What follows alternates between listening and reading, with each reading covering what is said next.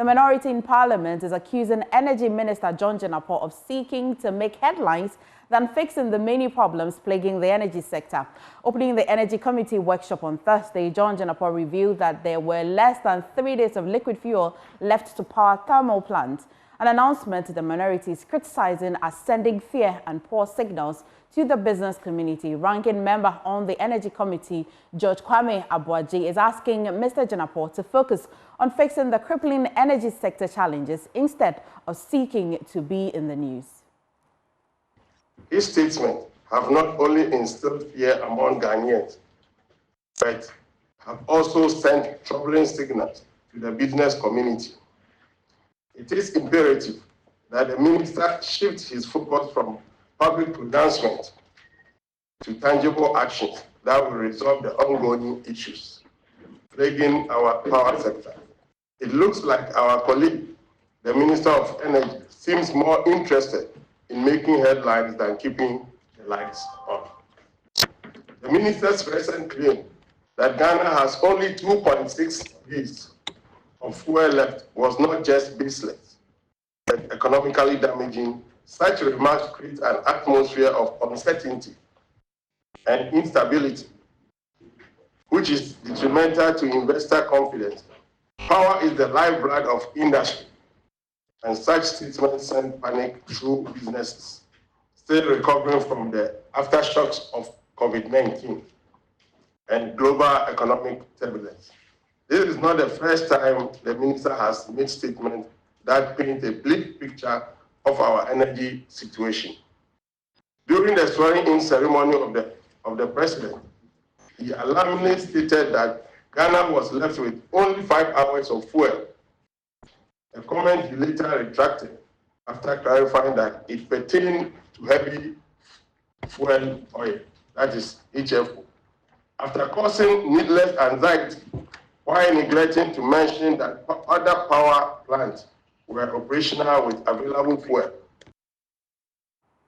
Still on the minority, it wants the Public Utility Regulatory Commission to suspend tariff adjustments made earlier this month. Nana J. Balfour-Ewa, who wrote the letter to the PURC, joins us with more. So thank you for joining us this afternoon. So you say that the PURC should adjust or should suspend the adjustment that they made on May 3?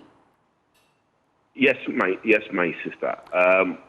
All I'm saying is that it is in the interest of fairness and equity. It will not be good to overburden consumers with the tariff adjustment in the light of the current widespread erratic power supply. I think that unless same is done, it would come across as though ECG is benefiting, right, where the consumer is currently suffering an inconvenience or discomfort. And I think that ECG, despite the power or the erratic power supply, you're asserting that there will be benefits. I'm sure you're aware about how the energy sector is already burdened with debts that they need to clear. And PRC rightly will say that they do adjustments based on a certain trend. You'd say that the erratic power supply is enough to want to call off the tariff adjustment? Of course, you do adjustment based on a certain trend, but it should certainly be based on productivity, right? You cannot adjust where the person is not getting the power. If the person is not getting the power, put yourself in the shoes of the consumer. Let's even take Joy FM. In the absence of regular power supply, what's going to happen is that you're going to fall on generators, right, to support yourself. That is going to come at a significant cost to the businessman, using Joy FM as an example, right? So Joy FM, whilst paying for fuel to power generators, will now be paying in that also higher cost of tariffs. Would that be fair? We are only saying that in the spirit of fairness. Okay. You are saying that ECG is already overburdened with debt. Overburdened with debt as a result of what? As a result of the consumer paying not realistic fees or charges, or because they themselves are not managing things well. We need to be very clear. Because from what we know, ECG have issues of under-recoveries, right? Which is that they are not recovering as much as they supply. Okay. Now, that is the problem of ECG. It shouldn't be that of the consumer. If I understand, in having conversation with PRCU last week on a few other things such as this, especially when the CD appreciated, a few things that I've been learning from the PRCU is that whenever there's an adjustment, even if there has to be a downward adjustment or of the sort or anything looking like that, it will be seen in the subsequent adjustment, not that which has already been implemented. Would that mean anything to you? Wait, that is procedural issues. That is procedural issues in terms of the timelines, right, when these adjustments would have to be done. Okay. Okay.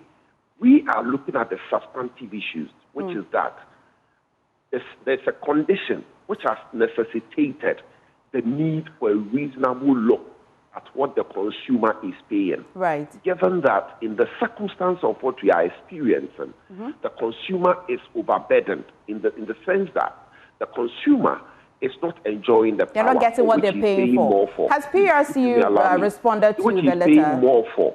And it is also looking for alternative power supply, which is costly.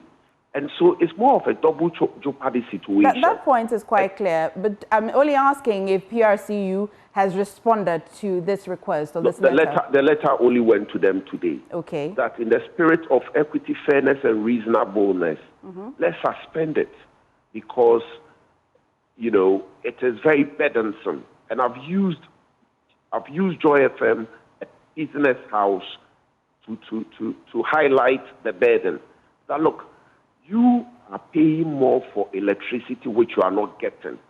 In the alternative, you have to also procure power supply through generator, which you are fueling at a higher price, at a higher cost, right? It's making businesses it's impacting businesses very grievously. I'm certain that yourself and Ghanaians as well, and I myself will be looking forward to the response from PRC. Exactly. Thank you so much. I'm speaking for all of us.